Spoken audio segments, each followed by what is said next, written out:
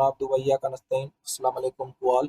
अच्छा, हमारी आज की डिस्कशन के अंदर जिस फाइलम के ऊपर हम डिस्कस करने लगे हैं वो फाइलम एनेलिडा होगा, या जिसको दूसरा सेगमेंटेड वर्म्स भी कहा जाता है। अच्छा, हम इसको सेगमेंटेड वर्म्स इसलिए कहते हैं क्योंकि इसकी बॉडी के अंदर बहुत सारे क्या पाए जाते हैं, सेगमेंट पाए जाते हैं। वो डिपेंड करता है स्पीशी के ऊपर। बहरहाल हम इसके थोड़े से पहले जनरल कैरेक्टरिस्टिक्स के ऊपर बात कर लेते हैं, फिर आगे चलते हैं। ये कहता है कि इस फाइलम के अंदर आपको 15,000 के करीब स्पीशीज मिल जाती हैं। अच्छा, ये कहता है कि इनके जो सेगमेंट होते हैं ना, आप अगर उनको दूर से खड़े होकर देखो ना, तो आपको ऐसे लगेगा जैसे अंगूठियां हैं, रिंग्स हैं, और वो रिंग्स इस तरह से बिछी हुई हैं। तो इन रिंग्स लाइक स्ट्रक्चर की वजह से इन रिंग्स वाले स्ट्रक्चर को कहा जाता है मेटामेयर्स। अच्छा, बाहर से तो हमें दिखता है कि ये सेगमेंट अलग अलग हैं, पर अंदर से भी ये सेगमेंट क्या होते हैं, अलग होते हैं। एक क्रॉस वॉल बनी हुई होती है इस तरह से, और ये सेगमेंट अंदर से इंटरनली भी क्या होते हैं, पार्टीशनड होते हैं। तो इस अंदर वाली वॉल को क्या कहा जाता है, सेप्टा कहा जाता है। और ये जितने भी होते हैं ये बायलैटरली सिमेट्रिकल होते हैं, ये सारे के सारे ट्रिप्लोब्लास्टिक होते हैं, और ये सारे के सारे अपने पास एक कैविटी रखते हैं जिन्हें हम सीलोम कहते हैं। अब ये तीनों चीजें क्या हैं, मैं अपने पहले इनिशियल लेक्चर्स के अंदर बता चुका हूँ। अच्छा, अब आपने याद रखना है कि इनके ये जो सेगमेंट है ना, इन सेगमेंट के अंदर हर ऑर्गन बार बार रिपीट नहीं हो रहा होता ना, सिवाय कुछ ऑर्गन के। और उन कुछ में से कौन से ऑर्गन है, एक एक्सक्रीटरी ऑर्गन है और दूसरा रिप्रोडक्टिव ऑर्गन है। तो ये दो ऐसे ऑर्गन मैं आप लोगों को बता रहा हूं जो कि इनके हर सेगमेंट के अंदर क्या हो रहे होते हैं, रिपीट हो रहे होते हैं। एक और इसका कैरेक्टर ये है कि इनके पास कंप्लीट डाइजेस्टिव सिस्टम होता है, वेल डेवलप्ड डाइजेस्टिव सिस्टम होता है, वेल माउथ के साथ, वेल एनस के साथ, जिसको आप गट भी कहते हो, कंप्लीट डाइजेस्टिव सिस्टम भी कहते हो, या आप इसे ट्यूब लाइक डाइजेस्टिव सिस्टम भी कहते हो। अच्छा, इस इमेज के अंदर आप देख सकते हो, ये जो आपको नजर आ रही है इसके सेगमेंट हैं, और ऐसे लग रहा है कि जैसे ये रिंग्स हैं। तो इन रिंग्स वाले स्ट्रक्चर को मैंने आपको बता दिया कि क्या कहा जाता है, इनको मेटामेयर्स कहा जाता है। और मैंने कहा था कि ये जो एक सेगमेंट है, ये जो दूसरा सेगमेंट है, ये अंदर से भी पार्टीशन होता है। तो यहाँ पे आप देख सकते हैं ये अंदर से भी क्या है, पार्टीशन है। ये सेप्टम लगा हुआ है, अगर एक है तो हम सेप्टम कहते हैं, अगर बहुत सारे हैं तो उसे हम सेप्टा कहते हैं। आपको नजर भी आ रहा होगा। और ये इसका जो ग्रीन कलर वाला है, ये इसका एक्सक्रीटरी ऑर्गन है जिसे मेटानेफ्रीडियम कहा जाता है। ये इसके हर सेगमेंट के अंदर बेटा क्या होता है, रिपीट होता है ये, और इसका रिप्रोडक्टिव ऑर्गन। ओके, मुझे उम्मीद है कि यहाँ तक की बात आप लोगों को समझ आ गई होगी। अच्छा, अब ये जितने भी ऑर्गेनिजम्स हैं ना, ये करते हैं लोकोमोशन। तो जब ये लोकोमोशन करते हैं तो इनको लोकोमोशन के लिए कुछ स्ट्रक्चर चाहिए। उन स्ट्रक्चर को या तो सेटाए कहा जाता है या तो चिटाए कहा जाता है। मैं दिखाता हूँ ये सेटाए आपको, ये जो चिटाए हैं इनके ये दिखाता हूँ। ये काइटिन के बने हुए थे, और आपको पता है कि काइटिन एक हेट्रोपोलीसेक्राइड है, यानी कि पॉलीसेक्राइड कार्बोहाइड्रेट और प्लस में प्रोटीन का बना हुआ एक मॉलिक्यूल है, जो कि इनके सिटाए बनाता है या जो कि इनके चिटाए बनाता है। और वो इनको मदद करते हैं किसके अंदर, लोकोमोशन के अंदर। अच्छा, कुछ ऑर्गेनिजम्स ऐसे होते हैं जिनके अंदर ये सेटाए भी मौजूद होते हैं और जिनके अंदर पांव भी मौजूद होते हैं। पैरापोडिया कहा जाता है इनके पांव को। तो पहले उनके पांव होते हैं, फिर उन पांव के ऊपर क्या लगे होते हैं, सेटाए लगे होते हैं। मैं थोड़ी देर में आपको दिखाता हूँ। अच्छा, कुछ ऐसे एनिलीड्स भी होते हैं जिनके पास सेटाए नहीं होते, जिनके पास शक्कर होते हैं। यानी कि अगर इनको कहीं जाना होता है ना, तो शक्कर की मदद से उसके साथ, पहले ये शक्कर की मदद से उसके साथ ये चपक जाते हैं, फिर मूव करके यहाँ पे पहुंचते हैं। फिर जैसे यहाँ पे पहुंचेंगे, फिर शक्कर की मदद से यहाँ चपक जाएंगे, फिर मूव करके आगे। तो यानी कुछ ऐसे हैं जिनके अंदर सेटाए की जगह क्या लगे हुए होते हैं, शक्कर लगे हुए होते हैं। और मैंने आपको बताया कि इनके पास well developed digestive system, well developed nervous system होता है, वेल डेवलप्ड रिप्रोडक्टिव सिस्टम, और वेल डेवलप्ड इनका क्या होता है, एक्सक्रीटरी सिस्टम। और आपने इनके एक्सक्रीटरी सिस्टम के ऑर्गन का नाम भी याद रखना है, उसे मेटानेफ्रीडियम कहा जाता है, जो शुरू में मैंने आपको इमेज में दिखाया। अब तक हमने जितने भी फाइलम पढ़े हैं, उन फाइलम में से पहला ये ग्रुप है फाइलम के ऑर्गेनिजम्स का जिनके पास सर्कुलेटरी सिस्टम पाया जाता है। और कौन सा circulatory system, close type circulatory system. हम चैप्टर नंबर 14 स्टार्ट करने वाले में, कर से स्टार्ट करवा दूंगा आप लोगों को। तो उसके अंदर हम सर्कुलेटरी सिस्टम की जब बात करते हैं तो दो किस्मों के होते हैं। एक ऐसा जिसको हम ओपन टाइप कहते हैं, दूसरा वो जिसको हम क्लोज टाइप सर्कुलेटरी सिस्टम कहते हैं। अच्छा, क्लोज टाइप सर्कुलेटरी सिस्टम उसको कहा जाता है जिसमें प्रॉपर तरीके की ब्लड वेसल्स मौजूद हों और प्रॉपर तरीके का हार्ट मौजूद हो। और ओपन टाइप सर्कुलेटरी सिस्टम उसको कहा जाता है जिसमें ये वेसल्स वगैरह मौजूद नहीं होती। तो इनका जो ब्लड है वो टिश्यूज के अंदर ही क्या कर रहा होता है, मूव कर रहा होता है। लेकिन जो क्लोज टाइप का सर्कुलेटरी सिस्टम होता है, इसमें प्रॉपर तरीके से आपको क्या मिलती हैं, ब्लड वेसल्स मिलती हैं। ये जो बेटा हमारे पास क्लोज ओपन टाइप का जो सर्कुलेटरी सिस्टम है ना, इसके अंदर ब्लड वेसल्स तो नहीं होती, पर इसके अंदर कुछ वेसल्स मौजूद होती हैं। खैर फिर वो बड़ी बातें हो जाएंगी, मैं आपको चैप्टर 14 में समझा दूंगा। तो ये कहते हैं कि ये पहला वो सिस्टम है या पहला वो फाइलम है, पहला वो ग्रुप है ऑर्गेनिजम्स का जिसके पास आपको वेल डेवलप तो सर्कुलेटरी सिस्टम जो है उसके अंदर मौजूद होता है, बाकायदे क्लोज टाइप का होता है, यानी कि वेल डिफाइंड इसके अंदर ब्लड वेसल्स होती हैं और पल्सेटाइल हेड्स होते हैं।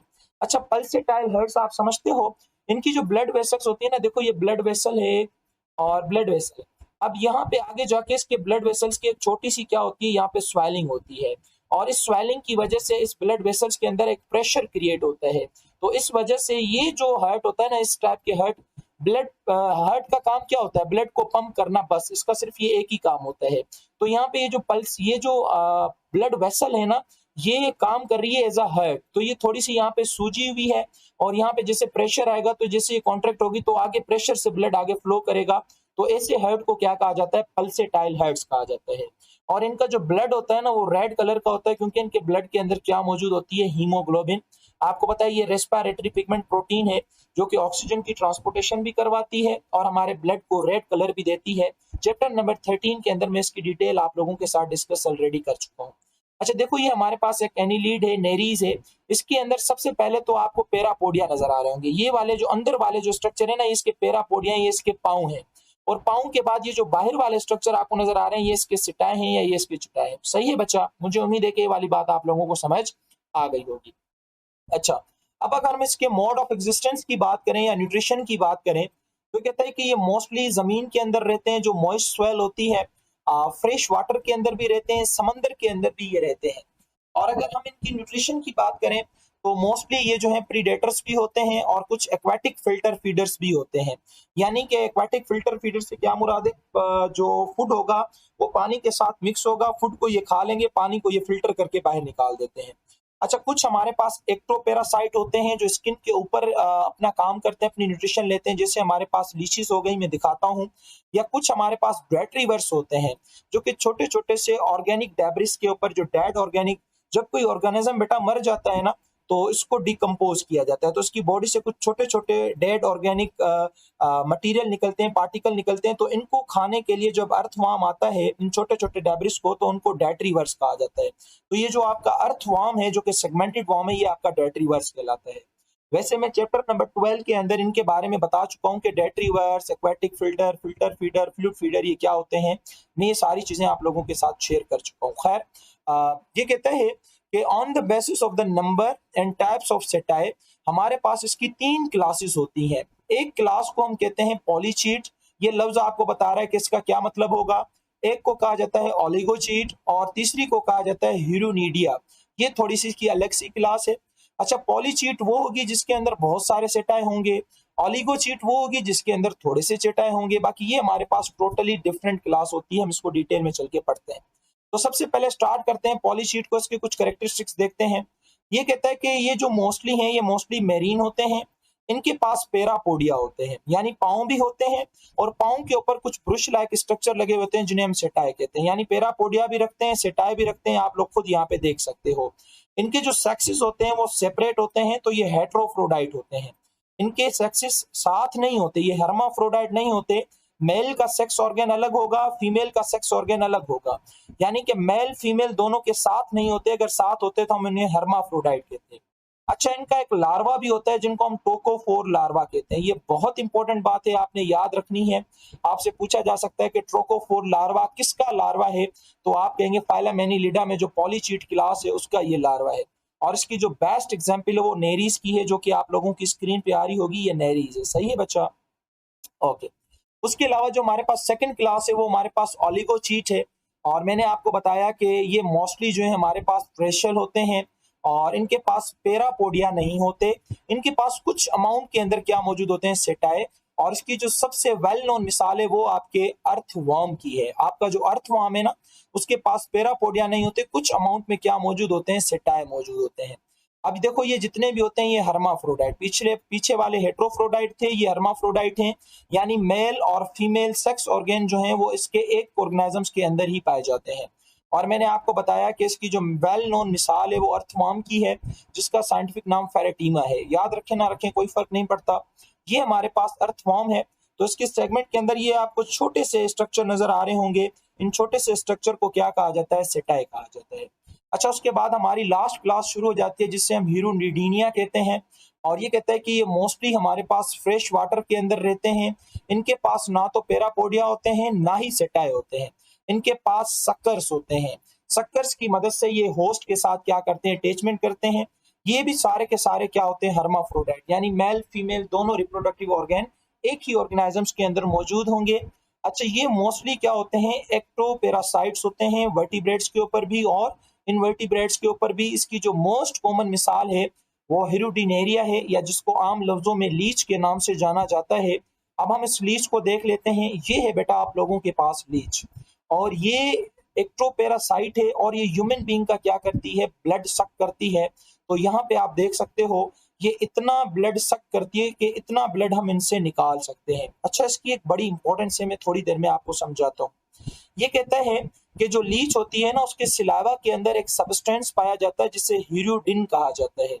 ये वो सब्सटेंस है जो ब्लड को क्लोट होने नहीं देता, यानी ये एंटी कागुलेंट है। जिस तरह से EDTA, ethylene diamine tetra acetate, ये एक एंटी कोगुलेंट है ना, सेम इसी तरीके से ये जो हीरोडिन है ये भी एक किस्म का क्या है? एंटी कोगुलेंट है जो ब्लड को क्लोट होने नहीं देता। तो ये एक बोनस पॉइंट है, ये एक इकोनॉमिक इंपॉर्टेंस इसकी पॉइंट है कि हम इससे एंटी कोगुलेंट जो है बना सकते हैं।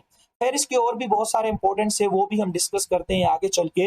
लेकिन पहले हम थोड़ा सा इसके सेगमेंट के फायदे देख लेते हैं कि इसके सेगमेंट के और इसकी कैविटी के इसको क्या क्या फायदे हैं। तो देखो बेटा, जितने सेगमेंट ज्यादा होते हैं उतनी बॉडी के अंदर ज्यादा फ्लेक्सिबिलिटी आती है, और जितनी फ्लेक्सिबिलिटी ज्यादा होगी उतना लोकोमोटरी पावर क्या होगा? इंक्रीज होगा। तो आपने इनको कभी जमीन पे भागते हुए देखा कितनी तेज ये भागते हैं? तो इनका ये जो तेज भागना है ये इनके सेगमेंटेशन की वजह से होता है, जो इनका लोकोमोटरी पावर इंक्रीज कर देता है। अच्छा, सीलोम की वजह से इनकी स्विमिंग फास्ट होती है। बोरोइंग के अंदर आपको पता है अर्थवर्म जो है वो जो ठंडी जमीन होती है नीचे मॉइस्ट जो सॉइल होती है वहां पे खड्डा खोद के नीचे बोरो करके जाता है। तो सीलोम की मदद से जो है वो स्विमिंग भी कर पाते हैं, बोरोइंग भी कर पाते हैं, तो ये इनको एक बेनिफिट है।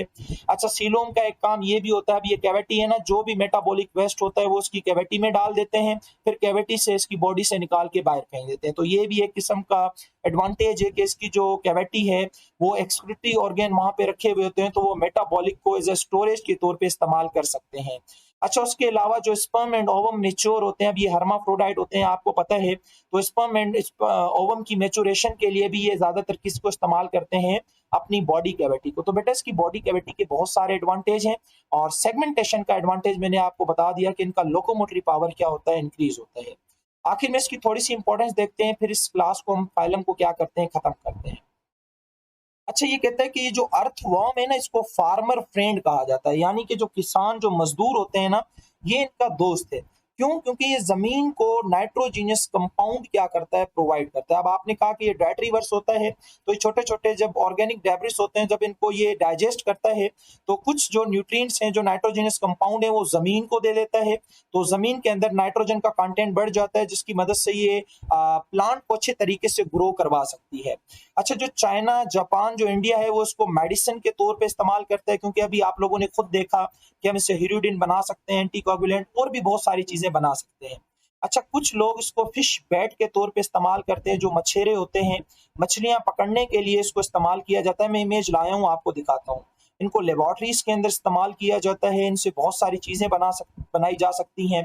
अच्छा, पहले के दौर के अंदर ये जो लीचेस थी ना, इनको इस्तेमाल किया जाता था फाउल ब्लड को सक करने के लिए। जो खराब ब्लड हुआ करता था ना, जो पीप वाला जो खराब ब्लड होता है, उसके ऊपर आप लीच को छोड़ दें, लीच वो सारा गंदा ब्लड क्या कर लेती है? सक कर लेती है। तो ये इसकी कुछ क्या है हमारे पास इकोनॉमिकल इंपॉर्टेंस है। अब यहाँ पे आप देख लो, ये फिश बैटिंग है। हम क्या करते हैं, ये जो कुंडी है, आप इसको पता नहीं क्या बोलते हो, इसके अंदर हम अर्थवर्म को फंसाते हैं, और जैसे ये मछली अर्थवर्म को खाने आती है तो इसके अंदर ये मछली फंस जाती है, और इस तरह से फिश बैटिंग होती है, फिश का शिकार होता है। ये इमेज भी आप देख सकते हो। तो ये हमारे पास आज का फाइलम था। मुझे उम्मीद है कि सारी चीजें आप लोगों को समझ आ गई होंगी, लेकिन उसके बावजूद भी अगर कोई क्वेश्चन है तो आप कमेंट बॉक्स में आके मुझसे पूछ सकते हो। तब तक के लिए अल्लाह हाफिज, अपना बहुत सारा ख्याल रखिएगा।